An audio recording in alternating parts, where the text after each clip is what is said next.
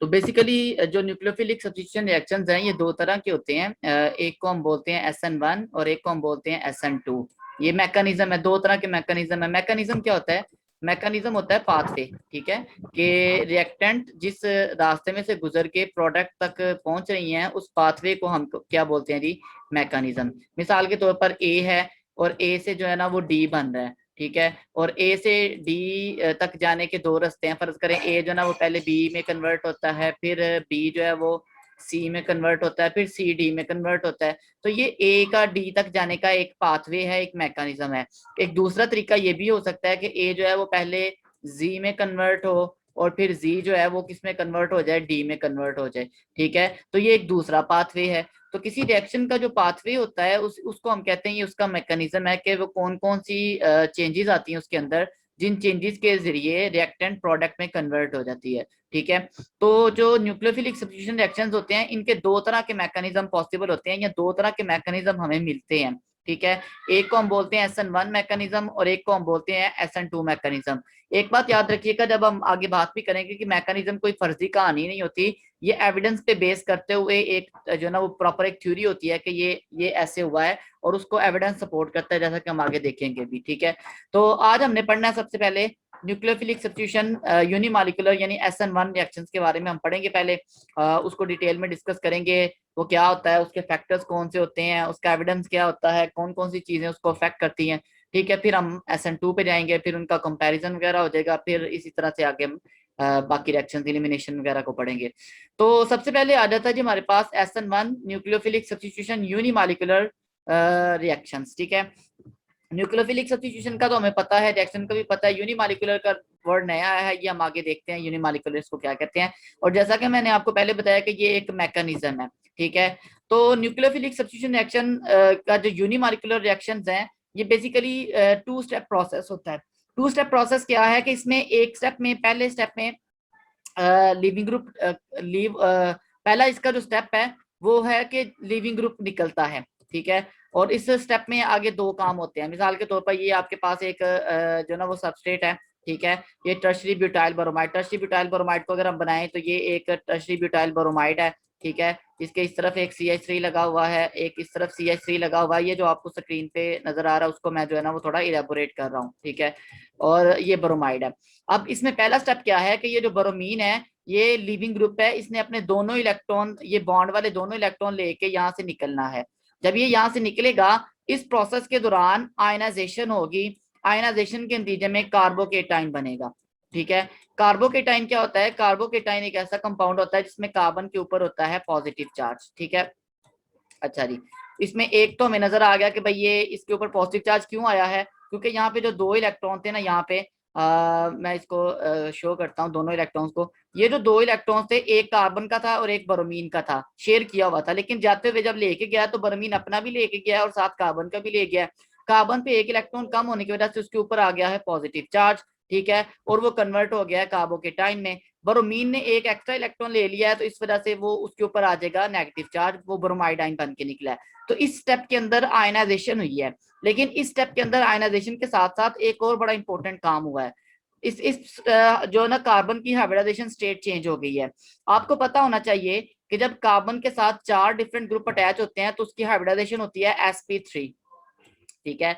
और sp3 hybridisation में carbon में तब होती है जब एक कार्बन के साथ चार डिफरेंट ग्रुप अटैच हैं। आपको ये जो कार्बन है इसके साथ चार कार्बन अटैच हैं, चार ग्रुप अटैच हैं, ठीक है। मसलन ये देखें, ये 1, ठीक है, ये 2, ये 3 और ये 4। जब कार्बन के साथ चार बॉन्ड बनता है या कार्बन के साथ चार डिफरेंट एटम्स या ग्रुप्स जुड़ते हैं तो उसकी हाइब्रिडाइजेशन स्टेट होती है sp3, ठीक है। लेकिन अब यहाँ पे इस कार्बो के टाइम के अंदर कार्बन के साथ सिर्फ तीन ग्रुप अटैच हैं, 1, 2 एंड 3।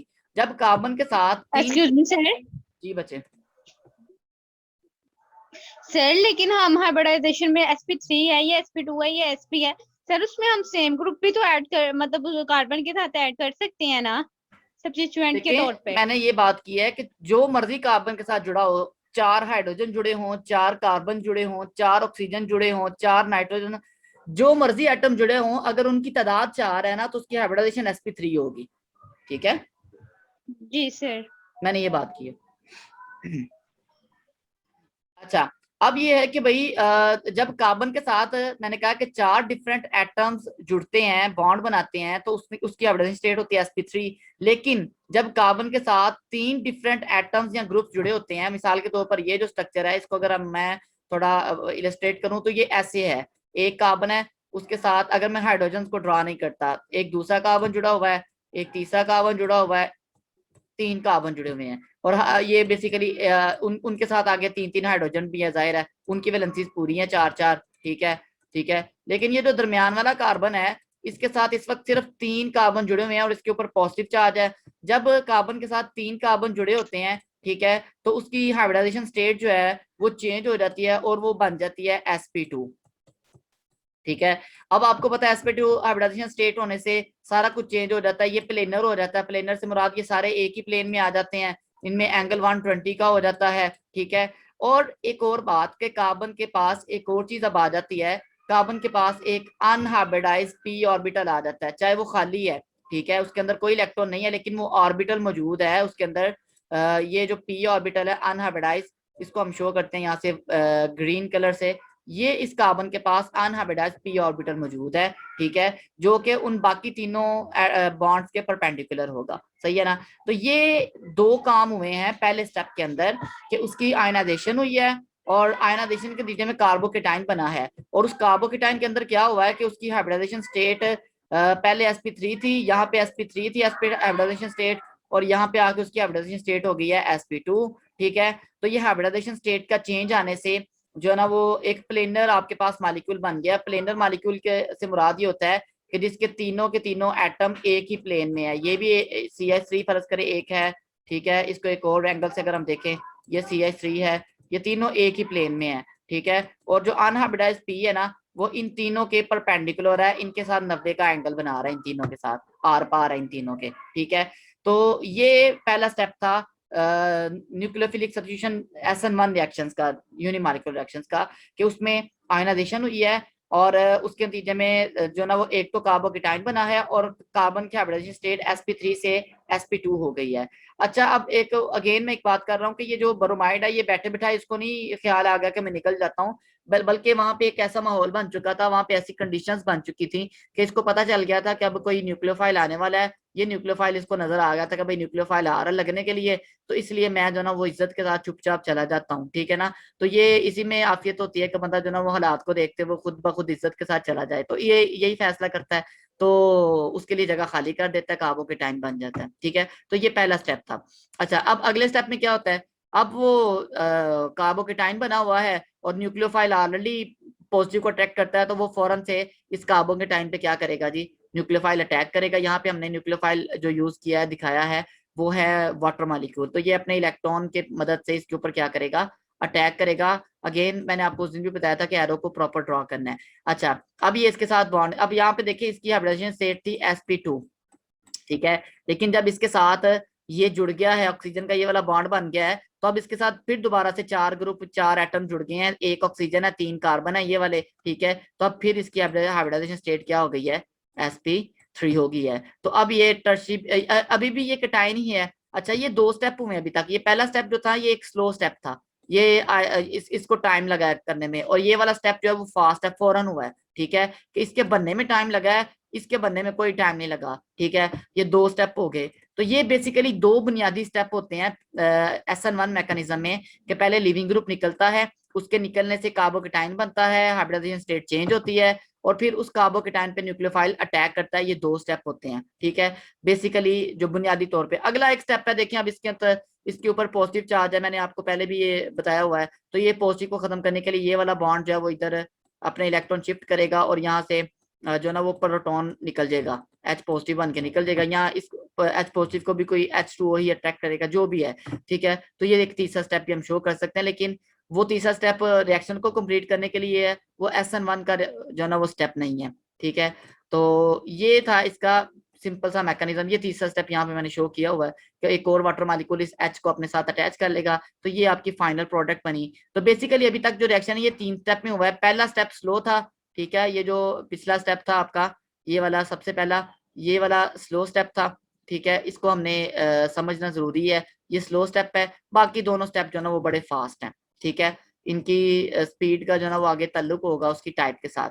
अच्छा, तो ये इसकी एक और एग्जांपल, ठीक है, टर्शरी बुटाइल जो ना वो ब्रोमाइड है, ठीक है यहाँ पे।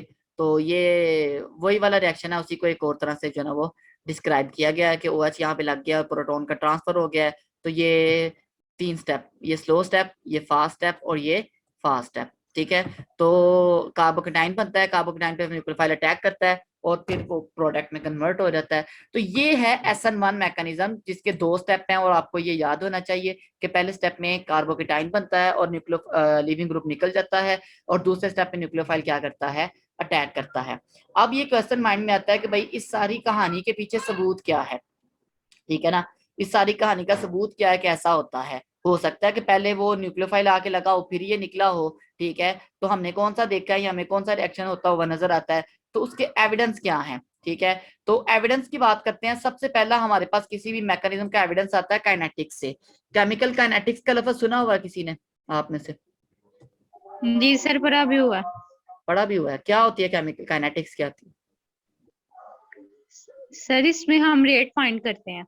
रेट, किसी भी रिएक्शन के रेट्स। हाँ ठीक है, शाबाश। मतलब बेसिकली हम रिएक्शन के रेट को स्टडी करते हैं और मैकेनिज्म को स्टडी करते हैं। केमिकल काइनेटिक्स केमिस्ट्री की वो ब्रांच होती है, ठीक है। तो रेट से मुराद क्या होता है? रेट से मुराद होता है रिएक्शन की स्पीड, कि रिएक्शन कितनी जल्दी हो रहा है, कितना टाइम ले रहा है। रेट ऑफ रिएक्शन को बेसिकली हम डिफाइन करते हैं change in concentration with respect to time, ठीक है ना। कंसंट्रेशन में जो टाइम के हिसाब से चेंज आता है उसको हम रेट बोलते हैं। तो केमिकल काइनेटिक्स से हमारे पास क्या सबूत मिलता है? सबसे पहला सबूत है मॉलिक्यूलैरिटी का, ठीक है। मॉलिक्यूलैरिटी क्या होती है कि ये आपने उसमें शायद पढ़ा होगा कि number of molecules taking part in rate determining step. जब एक रिएक्शन एक से ज्यादा स्टेप में हो रहा होता है ना, मिसाल के तौर पर मैंने आपको मिसाल दी थी कि ए जो है वो कन्वर्ट हो रहा है डी में, ठीक है, लेकिन इसके स्टेप हैं, ए पहले कन्वर्ट हो रहा है बी में, सॉरी, हाँ, ए कन्वर्ट हो रहा है बी में, ये स्टेप 1 था। बी कन्वर्ट हो रहा है सी में, स्टेप 2 था। सी कन्वर्ट हो रहा है डी में, स्टेप 3। अब ये वाला जो स्टेप है ना, ये वाला पहला स्टेप है, इसको होने में लगे हैं फर्ज करो 10 मिनट, ठीक है। दूसरा स्टेप जो है ना उसको कंप्लीट होने में लगे हैं 1 सेकेंड, ठीक है। तीसरे स्टेप को कंप्लीट होने में लगे हैं 0.5 सेकेंड, ठीक है।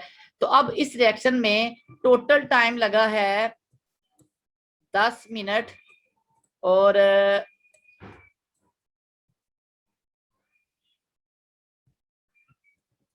10 मिनट लगे हैं पूरे, और 1.5 सेकंड लगे हैं उसमें, ठीक है ना। तो ये टोटल टाइम लगा है। अब इसमें ये पहला स्टेप जो था ये स्लो है, ये दोनों फास्ट हैं। तो जो स्लोएस्ट स्टेप होता है उसको हम बोलते हैं रेट डिटर्मिनिंग स्टेप, ठीक है। उसका रिएक्शन का जो रेट है वो स्लोएस्ट स्टेप पे डिपेंड कर रहा होता है, इसको हम बोलते हैं रेट डिटर्मिनिंग स्टेप, ठीक है। रिएक्शन का रेट इस स्टेप पे डिपेंड कर रहा है। ये बाकी 2 स्टेप्स का जो है ना वो उनके जो है ना वो टाइम से रिएक्शन के टाइम को कोई असर नहीं पड़ रहा, असर रिएक्शन का टाइम जो है ना वो यहाँ पे लग रहा है। तो वो जो स्लोएस्ट स्टेप है वो रिएक्शन का रेट उसी पे डिपेंड करता है, तो उसी को हम कहते हैं रेट डिटर्मिनिंग स्टेप, ठीक है। कि ये स्टेप जो है वो हमें रेट के बारे में बताता है कि कितना टाइम लगेगा रिएक्शन को। तो जितने रेट डिटर्मिनिंग स्टेप में या स्लोअर स्टेप में जितने मॉलिक्यूल हिस्सा लेते हैं उसको हम कहते हैं मॉलिक्यूलैरिटी। और चूंकि हमने ऊपर देखा है कि ये देखें कि ये जो हमारा रेट डिटर्मिनिंग स्टेप था, ये स्लोअर स्टेप, इसमें एक मॉलिक्यूल ने हिस्सा लिया है, कोई दूसरी चीज यहाँ पे नहीं है, तो इसकी मॉलिक्यूलैरिटी होती है जी 1, ठीक है।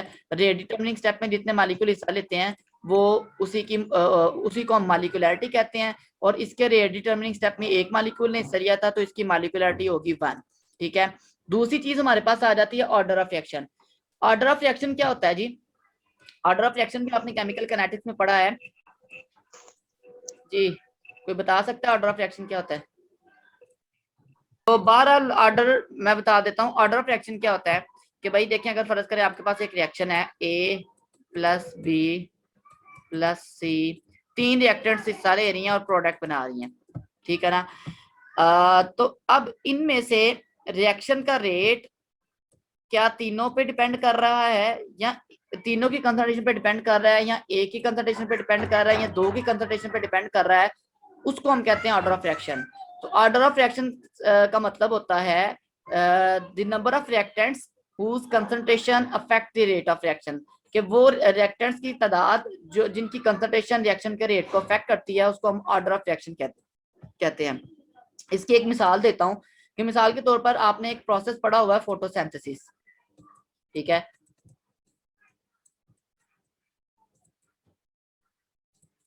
ठीक है, अब जो फोटोसिंथेसिस का प्रोसेस है इसके लिए दो चीजें चाहिए, ठीक है। एक तो लाइट चाहिए फर्ज करें, बल्कि एक और एग्जांपल देता हूँ फोटोसिंथेसिस की बजाय। जो आपने उस दिन एक रिएक्शन मैंने आपको बताया था कि जब आप मीथेन का रिएक्शन करवाते हैं Cl2 के साथ in the presence of light, ठीक है। अब तीन चीजें हैं यहाँ पे, एक, दो और तीसरी लाइट है, ठीक है।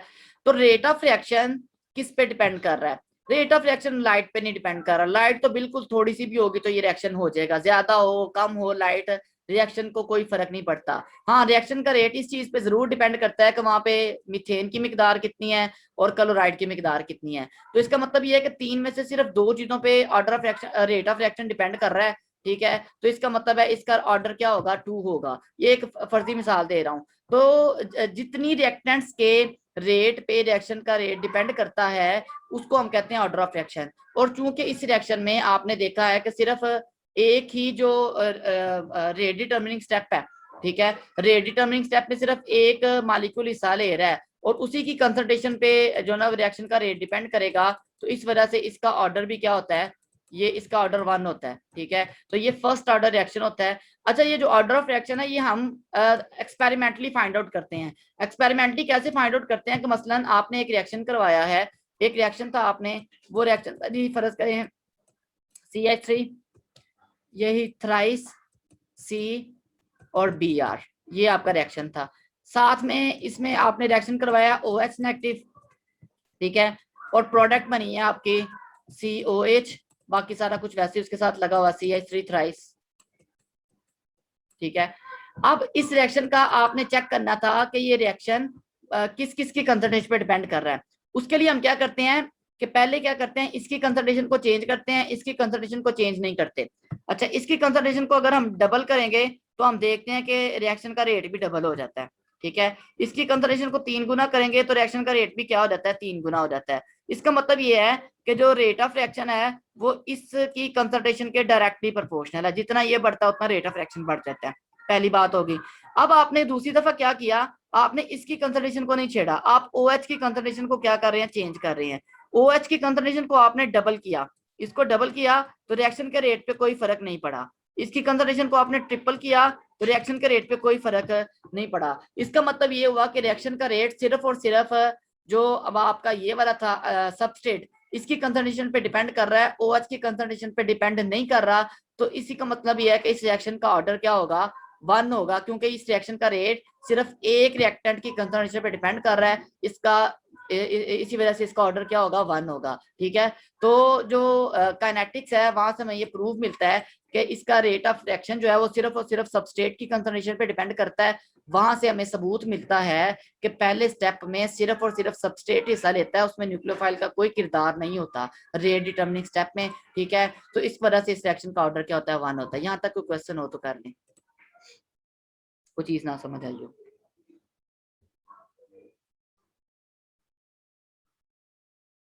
जी बच्चे, क्लियर है? तो इट मींस के काइनेटिक्स से हमें ये सबूत मिलता है कि इस रिएक्शन का रेट जो SN1 मैकेनिज्म होता है, इसका रेट सिर्फ और सिर्फ सबस्ट्रेट की कंसंट्रेशन पे डिपेंड करता है, इसमें न्यूक्लियोफाइल की कंसंट्रेशन का कोई किरदार नहीं होता, ठीक है। और चूंकि इसकी रिएक्शन का रेट सिर्फ एक रिएक्टेंट की कंसंट्रेशन पे डिपेंड कर रहा है, इस वजह से इसका ऑर्डर क्या होगा, 1। इसको हम बोलते हैं ये फर्स्ट ऑर्डर रिएक्शंस होते हैं। तो ये हमारे पास पहला सबूत आ गया जी।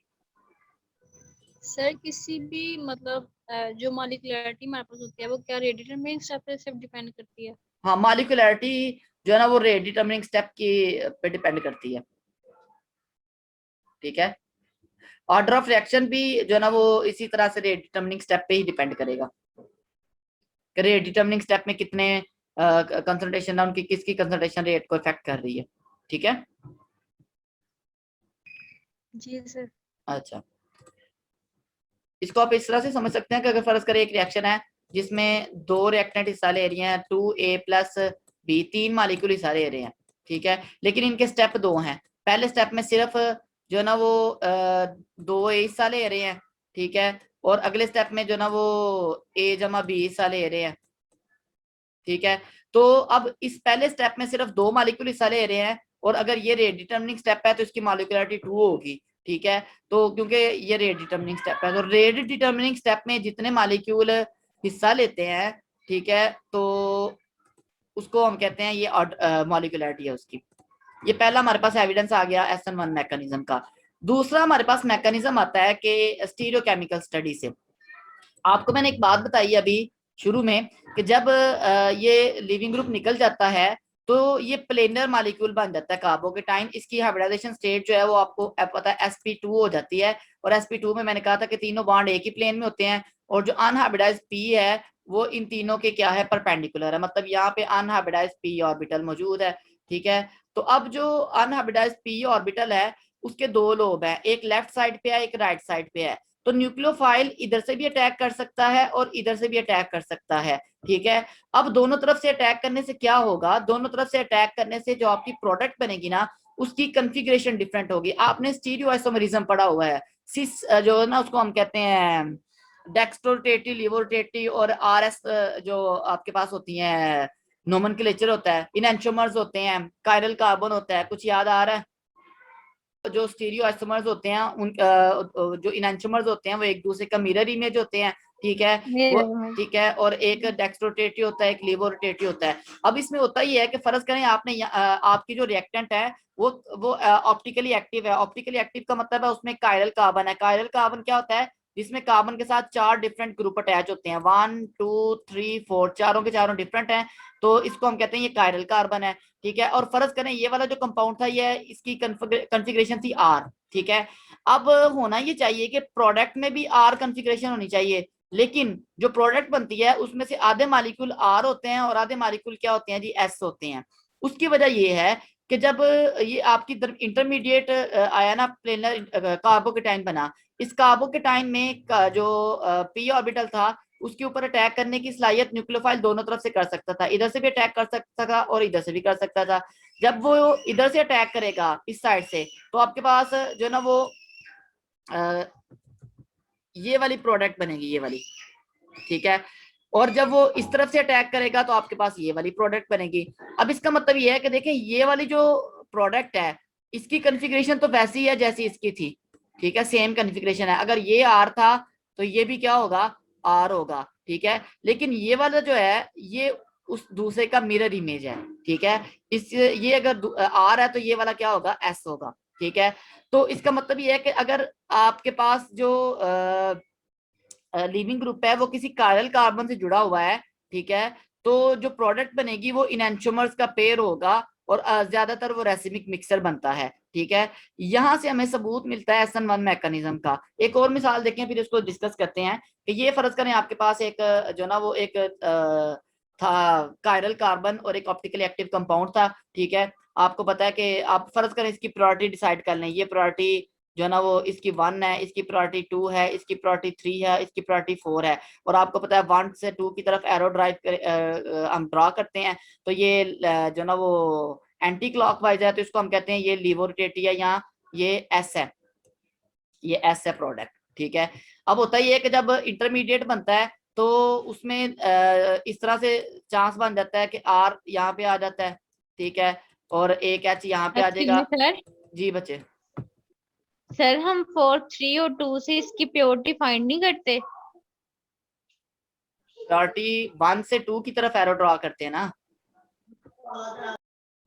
4 तो लोएस्ट प्रायोरिटी वाला होता है, ठीक है। तो आप अब आपके पास जो आपके पास प्रोडक्ट बन रही है ये दोनों एक दूसरे का मिरर इमेज है। अगर आप शीशे में इनको आमने सामने रखेंगे, इसको शीशे में रखेंगे तो आपको ये नजर आएगा और इसको शीशे में रखेंगे तो आपको ये नजर आएगा। इट मीन्स कि जो चीज लेफ्ट पे थी, जैसे आप शीशे के सामने खड़े हो तो जो आपका राइट हैंड है वो आपको लेफ्ट नजर आता है, जो आपका लेफ्ट है वो आपको राइट नजर आता है, ठीक है। तो ये बिल्कुल इसी तरह से, हाँ सर और पाँव अपनी अपनी जगह पे ही रहते हैं। देखिए ये आप खड़े हुए शीशे में, ये आपका जो ना वो राइट, ठीक है, और ये आपका लेफ्ट, ठीक है। तो लेकिन जब आप शीशे में खड़े होंगे तो आपको जो यहाँ पे देखें बल्कि, ठीक है, ये आप खड़े हुए हैं, ये आपका राइट था, ये आपका क्या था, लेफ्ट था, लेकिन जब आप शीशे में देखेंगे तो शीशे में OH आपको लेफ्ट पे नजर आएगा और ये जो आपको राइट पे नजर आएगा, तो ये दोनों एक दूसरे के इनएंचोमर बनते हैं। तो ये जो इनएंचोमर्स का बनना, ये हमें बता रहा है कि मैकेनिज्म जो है ना वो SN1 वाला फॉलो हो रहा है। SN1 का मैकेनिज्म फॉलो होने में बात यह है कि यहाँ पे sp2 कार्बन बन रहा है, sp2 कार्बन में 3 एटम प्लेनर है और 3, इसके बाद एक p ऑर्बिटल है। उस p ऑर्बिटल पे न्यूक्लियोफाइल दोनों तरफ से अटैक कर सकता था और एक्चुअली दोनों तरफ से ही करता है। आधे मालिक्यूल लेफ्ट साइड से अटैक करते हैं और आधे मालिक्यूल जो है ना वो राइट साइड पे अटैक करते हैं। जब दो अपॉर्चुनिटीज हो, दो पॉसिबिलिटीज हो, तो ये हमेशा याद रखें कि दोनों जो है ना वो पॉसिबिलिटीज 50-50% होंगी, ठीक है। ये जो है ना वो स्टैटिस्टिकल प्रिंसिपल के तहत ऐसा होता है कि अगर मालिक्यूल जो है उसको दो तरफ से अटैक करने की ऑप्शन मौजूद है तो वो 50% में एक साइड से अटैक करेगा, 50% में दूसरे साइड से अटैक करेगा, जिसके नतीजे में हमारे पास इनएंचोमर्स बनेंगे। तो इनएंचोमर्स का बनना ये साबित कर रहा है कि ये अटैक आधा इस तरफ से हुआ है, आधे मालिक्यूल्स में इस तरफ से हुआ है, ठीक है। तो ये हमें प्रूव कर रहा है कि SN1 मैकेनिज्म जो है जो हमने प्रपोज किया वो बिल्कुल दुरुस्त है। इसकी और भी एग्जांपल देखें, ठीक है। यहाँ पे एक एग्जांपल देखें, आपको नजर आ रही है कि ये एक मॉलिक्यूल है, ठीक है, कायरल है। आपको पता है कि इसको जब आप ड्रॉ करते हैं ये वाला जो है ये आपकी तरफ आ रहा है, ये आपसे बैक साइड पे जा रहा है, ठीक है। टेट्राहेड्रल कार्बन होता है ना, ये टेट्राहेड्रल कार्बन, ठीक है, ये आपकी तरफ आ रहा है और ये आपसे बैक साइड पे जा रहा है, ठीक है, और ये दोनों एक ही प्लेन में होते हैं। अच्छा, लीविंग ग्रुप निकल गया तो तीनों एक ही प्लेन में आ गए, ठीक है। लीविंग ग्रुप के निकलने के बाद तीनों एक ही प्लेन में आ गए। अब P है उस पर दोनों तरफ से अटैक हो सकता है, ठीक है। अब हाफ में क्या होगा कि 50% में लेफ्ट साइड से अटैक हो रहा है और बाकी 50% में क्या हो रहा है, राइट साइड से अटैक हो रहा है, तो जिसके नतीजे में ये इनएंचोमर बन रहे हैं, ठीक है। तो जो रिएक्टेंट जो थी वो एक जो ना वो क्या थी, आइसोमर थी, सॉरी एक इनएंचोमर थी। जो प्रोडक्ट बन रही है वो इनएंचोमर्स का मिक्सचर है जिसको हम क्या बोलते हैं, रेसिमिक मिक्सचर। रेसिमिक मिक्सचर आपको पता है वो जो ना वो इनएंचोमर्स का इक्विमोलर मिक्सचर होता है, बराबर तादाद में इनएंचोमर्स होते हैं। अच्छा, उसमें कहने बात ये है कि ये जो रिएक्टेंट है ना आपकी, ये ऑप्टिकली एक्टिव है, ऑप्टिकली एक्टिव है। ऑप्टिकली एक्टिव होने का मतलब ये है कि ये लाइट को लेफ्ट पे या राइट पे रोटेट करेगी, जिस तरफ भी है। अगर ये डेस्क रोटेट किया तो राइट पे करेगी, अगर लीवर रोटेट किया तो लेफ्ट पे करेगी, प्लेन पोलराइज लाइट को रोटेट, ठीक है। लेकिन जो आपकी जो प्रोडक्ट बनी है इसमें जो हाफ 50% है वो फर्ज करें ये आपकी लाइट इस डायरेक्शन में थी, ठीक है। तो जो 50% है वो उसको लेफ्ट पे रोटेट कर रहे हैं, 50% उसको किस पे कर रहे हैं, राइट पे कर रहे हैं। तो इसमें प्लेन पोलराइज लाइट में कोई रोटेशन नहीं आ रही। ये जो प्रोडक्ट है ये ऑप्टिकली इनएक्टिव है, क्योंकि इसमें जितने मॉलिक्यूल लेफ्ट पे रोटेट कर रहे थे उतने ही राइट पे कर रहे हैं, तो ओवरऑल कोई रोटेशन नहीं हो रही, ठीक है। तो ये ऑप्टिकली इनएक्टिव प्रोडक्ट का बनना ये बता रहा है कि SN1 मैकेनिज्म जो है वो बिल्कुल दुरुस्त है, ठीक है। एक और सर ये रेसिमिक मिक्सचर है, जी, ये रेसिमिक, ऑप्टिकली नेक्स्ट। हाँ रेसिमिक मिक्सचर है ना, इस वजह से वो ऑप्टिकली इनएक्टिव है। अच्छा, एक और एग्जांपल देख लें, इसकी एक स्पेसिफिक एग्जांपल है, ये आपके पास S है 2 ब्रोमोब्यूटेन, ठीक है। अगर इसकी प्रायोरिटी साइन करें, प्रायोरिटी 1 2 और ये 3 और ये 4, ठीक है। 1 से जब आप 2 की तरफ जाते हैं तो ये एंटी क्लॉकवाइज, इस वजह से ये एक S है, ठीक है। अब उसके बाद जो आपके पास प्रोडक्ट बन रही है वो दो बन रही है, एक R बन रहा है और एक क्या बन रहा है, S बन रहा है, 2 ब्यूटानोल बन रहा है, ठीक है। तो ये जो प्रोडक्ट है ये रेसिमिक मिक्सर बन रहा है, इसमें आधे मॉलिक्यूल R हैं, आधे क्या हैं, S हैं, दोनों एक दूसरे के इनएंचोमर्स हैं, ठीक है। एक तीसरी एग्जांपल यहाँ पे आपके पास ये वाली है, इसमें प्रायोरिटी असाइन करें 1, ठीक है, और उसके बाद ये 2 आ जाएगी, ये 3 आ जाएगी और ये 4 आ जाएगी, ठीक है। तो इधर से इधर जब आप ड्रॉ करेंगे, ठीक है, तो ये एंटी क्लॉकवाइज है तो ये S है, ठीक है। अब यहाँ पे देखें, यहाँ पे आपको नजर आ रहा है कि ये P है, इस पे इधर से भी अटैक, अगर इधर से अटैक करेंगे तो ये प्रोडक्ट बनेगी जो कि S होगी, इसके जैसे बिल्कुल, ठीक है। लेकिन अगर इधर से अटैक होगा न्यूक्लियोफाइल का तो ये प्रोडक्ट बनेगी जो कि क्या होगी, R होगी। मतलब आधे मॉलिक्यूल्स में कॉन्फ़िगरेशन वही रही है और आधे मॉलिक्यूल में इन्वर्ट हो गई है, उलट हो गई है। तो इसको हम कहते हैं कि ये रेसिमिक मिक्सचर बन गया है और ये एक बहुत बड़ा एविडेंस होता है SN1 मैकेनिज्म को प्रूव करने के लिए। जी, यहाँ तक कोई मसला मसाइल हो तो पूछे। तो एविडेंस हो गए। तीसरा एविडेंस हमें मिलता है रीअरेंजमेंट से, ठीक है। अच्छा, अब आप एक बात हम शुरू से कर रहे हैं कि भाई इसका जो फर्स्ट स्टेप है उसमें कार्बोकेटाइन बनता है, ठीक है ना। कार्बोकेटाइन जो है ना वो उसको थोड़ा सा डिस्कस कर लेते हैं। कार्बोकेटाइन क्या होता है? कार्बोकेटाइन होता है, मैंने बताया कि जिसमें कार्बन के ऊपर होता है पॉजिटिव चार्ज। अब कार्बोकेटाइन हमारे पास तीन तरह के होते हैं, ठीक है। एक होते हैं प्राइमरी, ठीक है, एक होते हैं सेकेंडरी और एक होते हैं जी टर्शरी, ठीक है। प्राइमरी कार्बोकेटाइन वो होता है जिसमें इसके साथ पॉजिटिव वाले कार्बन के साथ सिर्फ एक अल्काइल ग्रुप जुड़ा होता है, एक कार्बन जुड़ा होता है यहाँ, ठीक है, एक अल्काइल ग्रुप जुड़ा होता है। सेकेंडरी वो होता है जिसमें पॉजिटिव चार्ज वाले कार्बन के साथ दो और कार्बन जुड़े होते हैं, ठीक है। इसके साथ जाहिर है बाकी दो हाइड्रोजन हो गए, यहाँ पे वो मैं ड्रॉ नहीं कर रहा, हाइड्रोजन को मैं ड्रॉ नहीं कर रहा, ठीक है। और जो टर्शरी होता है उसमें पॉजिटिव चार्ज वाले कार्बन के साथ तीन अल्काइल ग्रुप जुड़े होते हैं या तीन कार्बन जुड़े होते हैं, ठीक है। तो इसमें हम ये कहते हैं कि जो कार्बोकेटाइन है उनमें सबसे ज्यादा स्टेबल कौन सा होता है, बताएगा कोई? तीनों में सबसे ज्यादा स्टेबल कौन सा है? सर टर्शरी होगा। टर्शरी वजह टर्शरी वजह इसकी रीजन होती है इंडक्टिव इफेक्ट, ठीक है। आपको पता है कि अल्काइल ग्रुप का जो इंडक्टिव इफेक्ट होता है वो इलेक्ट्रॉन डोनेटिंग होता है, ठीक है। तो अब पॉजिटिव चार्ज का मतलब होता है इलेक्ट्रॉन की कमी, और इलेक्ट्रॉन डोनेशन जो होती है उसके जरिए उस कमी को पूरा किया जाता है।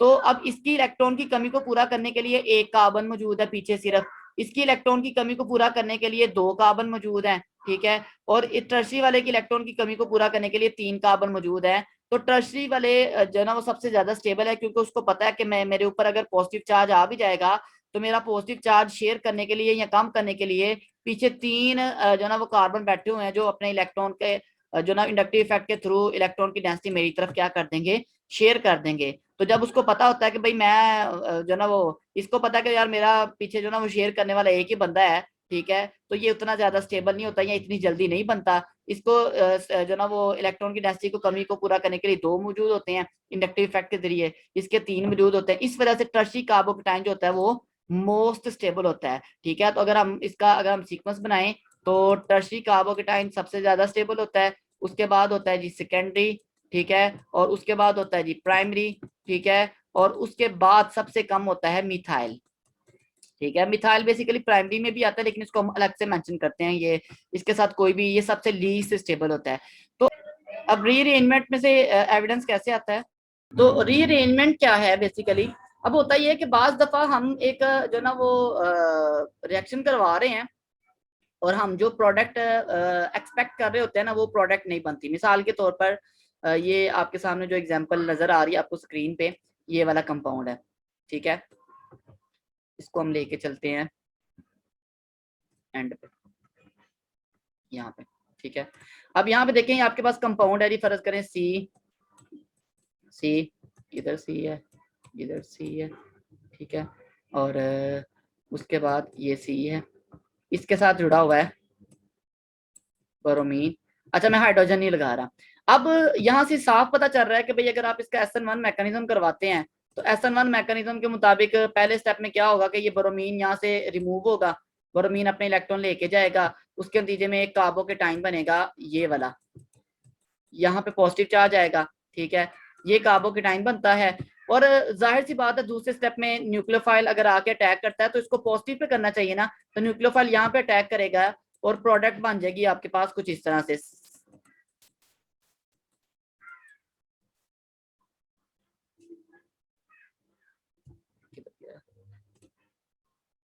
ये नहीं है, अच्छा जी। तो आपके पास जो प्रोडक्ट है वो बन जाएगी ये वाली, ये आपके पास प्रोडक्ट बन जाएगी, यहाँ पे आके न्यूक्लियोफाइल लग जाएगा, ठीक है। हम ये होना ऐसा चाहिए, लेकिन एक्चुअली क्या होता है कि वो न्यूक्लियोफाइल इस कार्बन पे लगने की बजाय वो यहाँ पे आके लगता है।